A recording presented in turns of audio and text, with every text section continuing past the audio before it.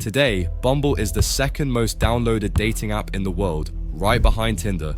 But did you know the woman who created Bumble once worked at Tinder, and she was actually the ex-girlfriend of Tinder's founder?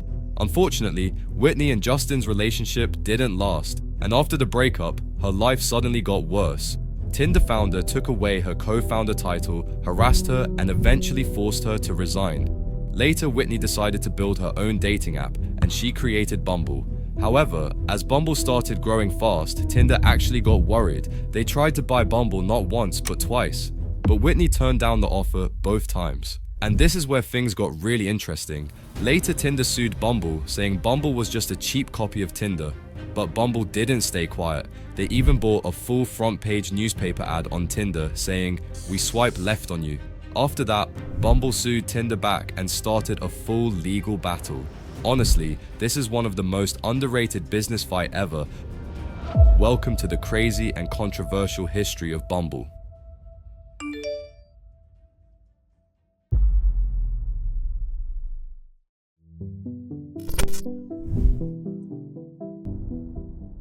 Whitney Wolfe finished her studies in 2011, and without wasting any time, she joined a small startup called Hatch Labs. There, she started working on a project named Cardify, an app that helped people earn points and discounts while shopping at their favorite stores. Unfortunately, that app was never took off and eventually failed. During this time, there was another small side project, a dating app called Matchbox. At first, Whitney and her team didn't pay much attention to it, but soon they realized if they could make this dating app feel more like a game, it could become something big. So, they decided to give the idea more time and started working on it seriously. The first thing they did was change the name. They tried many different names one after another, and eventually they settled on Tinder. Once the name was set, the team worked tirelessly, and thus on the 12th of September 2012, Tinder was finally launched. After the launch, the main job was to get people on the app. That's when Whitney came up with a smart plan. She decided to visit college campuses herself and personally tell students about Tinder. Her approach was simple but clever. First, she went to the girls' college and convinced the girls to download the app. She knew that if the girls were on Tinder, the boys would automatically download the Tinder. Once the girls were on board, then she went to boys' campus and told the guys that the girls were already on the app. This simple approach worked so well that soon entire college boys were on Tinder. Whitney didn't stop there. She went one step ahead. She started giving out free pizza and even threw small parties to get even more students to join Tinder. And within just a few weeks, the app was everywhere.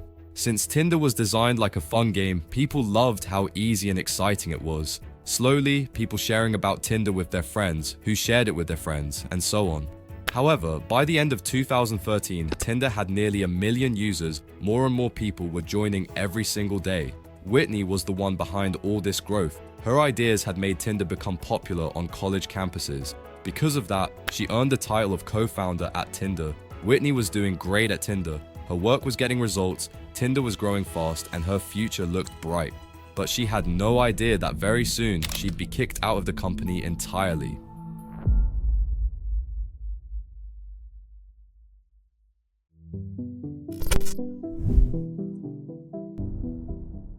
While working at Tinder, Whitney was dating one of the Tinder co-founders, Justin.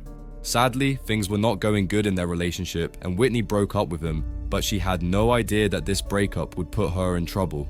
After the breakup, Whitney started being mistreated at work. Justin, her ex-boyfriend, had sent her threatening and abusive text messages. When Whitney complained to the management, her complaint was ignored. But things soon got even worse. Whitney's co-founder title was taken away from her. She was even told by Tinder's founders that having a 24-year-old woman as a co-founder made Tinder look like a joke in public, and eventually, she was forced to resign. After all of this, it looked like all her hard work at Tinder had been wasted. The countless days and nights she spent growing the app seemed like not worth it. Despite giving her all to the Tinder, she was treated this way. Whitney was shocked and heartbroken by this betrayal. Even after working crazy hours for Tinder, she faced harassment, was treated badly, and was sidelined by the Tinder founders. But Whitney wasn't ready to back down. She decided to take this matter into court and fight for herself. However, Whitney filed a lawsuit against Tinder co-founder Justin for sexual harassment and discrimination. She also claimed that Tinder had unfairly removed her co-founder title and forced her out of the company.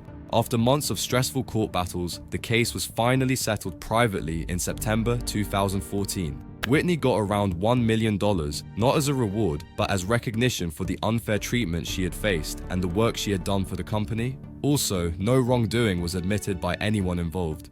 But as court problem was solved, another big problem arrived in Whitney's life.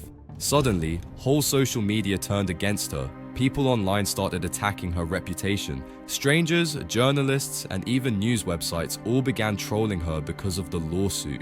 Hate comments showed up everywhere. And then the internet just attacked me. And I was getting abused online by strangers. I was getting rape threats, death threats. People called her with terrible names. It felt like the whole world was pointing fingers at her. And if you searched her name on Google in 2014, all you would see were negative stories over Whitney. Because of all this hate, Whitney's mental health started to getting worse. Everywhere she looked, people were showing a negative image of her. She fell into a deep depression. She couldn't sleep and even started drinking too much. This was lowest point of her life. She didn't want to live anymore. It seemed like Whitney's life was over. But one day she got a call from an unexpected source, and that call would change her life forever.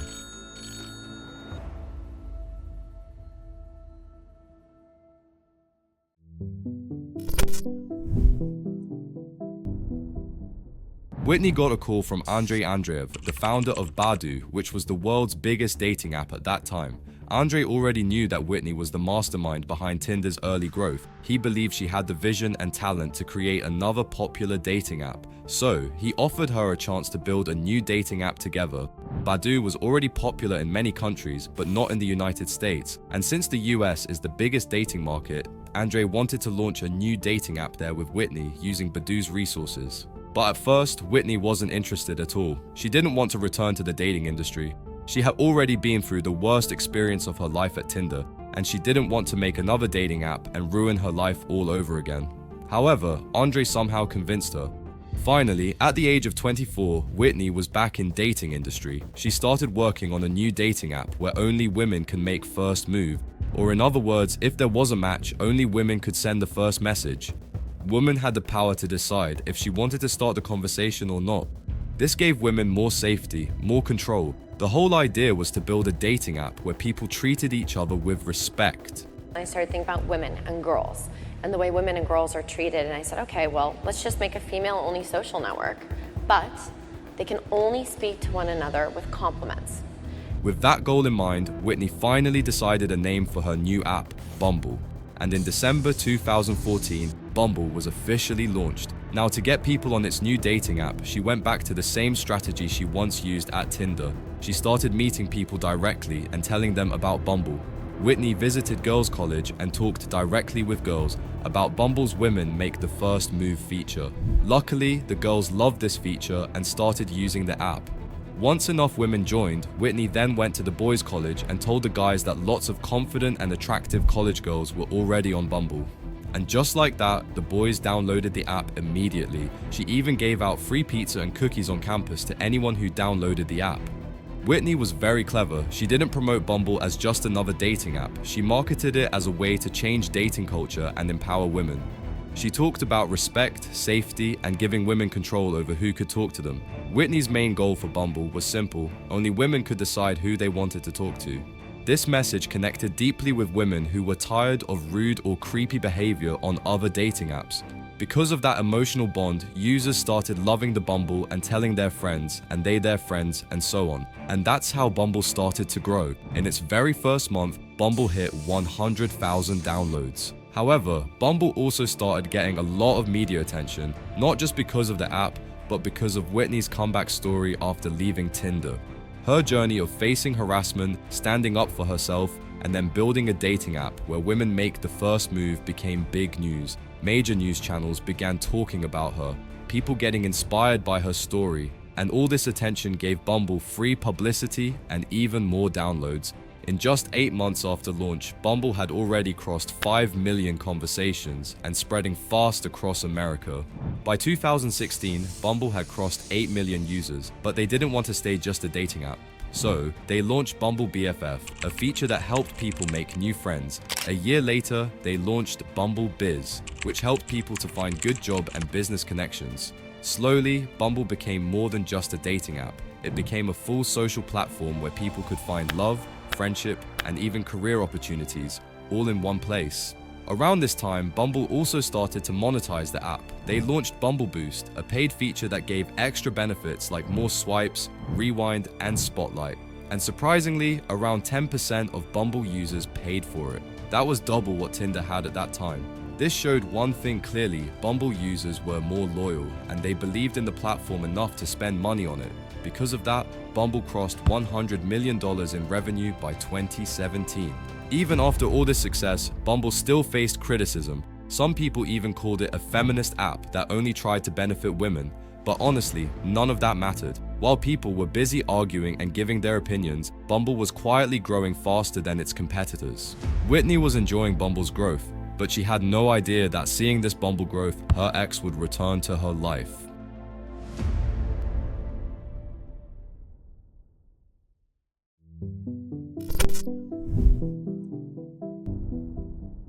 In 2017, Bumble had over 12 million users and had become Tinder's biggest competitor. Seeing this, Match Group, the company that owns Tinder, started to worry.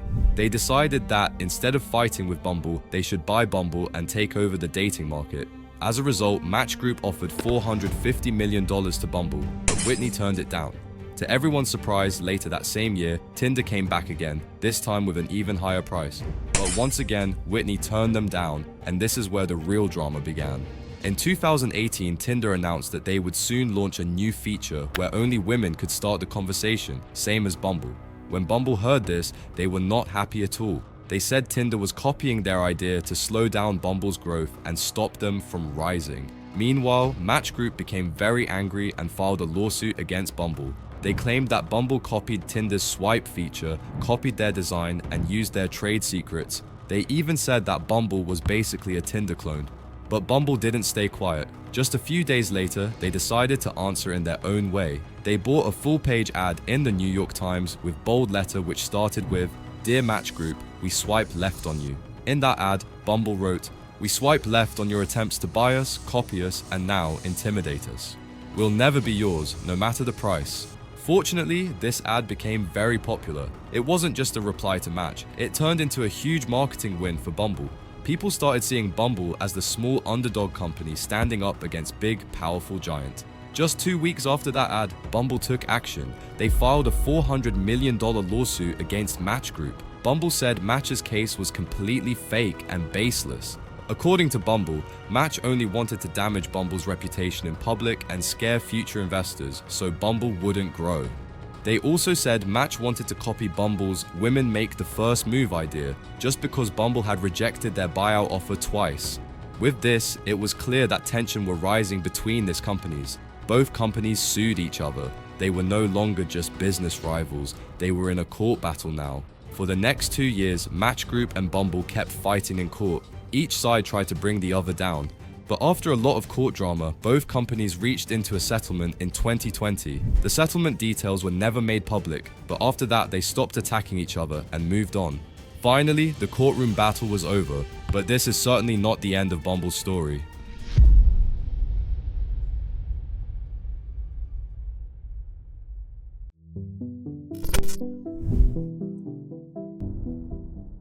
After all the court drama, Bumble decided it was time to go public. In 2021, Bumble launched its IPO. They raised around $2.15 billion, and the IPO turned out to be a huge success. On the very first day, Bumble's stock price jumped over 70%, a big achievement for a tech startup. And with this, Whitney became the youngest self-made female billionaire at just 31 years old. Now, if we look back and see how crazy Whitney's life was, from facing harassment and being thrown out of Tinder, to building her own billion-dollar dating app, which later became Tinder's biggest rival, it looked like Whitney had finally won. But she had no idea her life was about to turn upside down. However, until this point, Bumble's business was growing well and the company was making good profits. But by the end of 2022, things slowly began to change. After the COVID pandemic, people's behavior shifted. Everyone started going out more, meeting people in real life, and spending less time on dating apps. Meanwhile, Tinder bought another dating app called Hinge, which added even more competition to the dating market. But surprisingly, this was not Bumble's biggest problem. Their real problem was that very few users were paying. Most people were using only the free features and not buying subscriptions. Meanwhile, Bumble was still spending millions on marketing to get new users. They also had many other big expenses. This created a serious issue. Bumble's revenue stopped growing while their costs stayed high. In simple words, Bumble was spending more money than it was earning, and because of that, the company started losing money.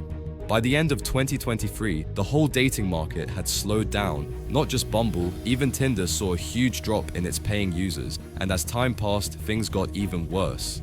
That same year in November, Bumble's stock fell almost 80%. This situation became very serious for Bumble. Even investors became scared to put their money into dating apps anymore. Bumble was under a lot of pressure, and to everyone's shock, Whitney decided to step down as CEO because she felt the company needed a fresh leader to move forward. She was no longer running the company, but she still stayed involved from the side. However, things at Bumble didn't improve. The company continued to face the same problems: fewer paying users, more competition, and very high expenses. Because the new leadership couldn't turn things around, the board finally made a big decision. In early 2025, the board decided to bring Whitney back as CEO to run the company again. As of today, Bumble is still struggling with less paying users, but the company is trying hard to get back on track. So what do you think? Will Bumble make a comeback and become profitable again? Or is the dating app world slowly coming to an end? Let me know in the comments. But one thing is sure, Tinder and Bumble changed dating forever.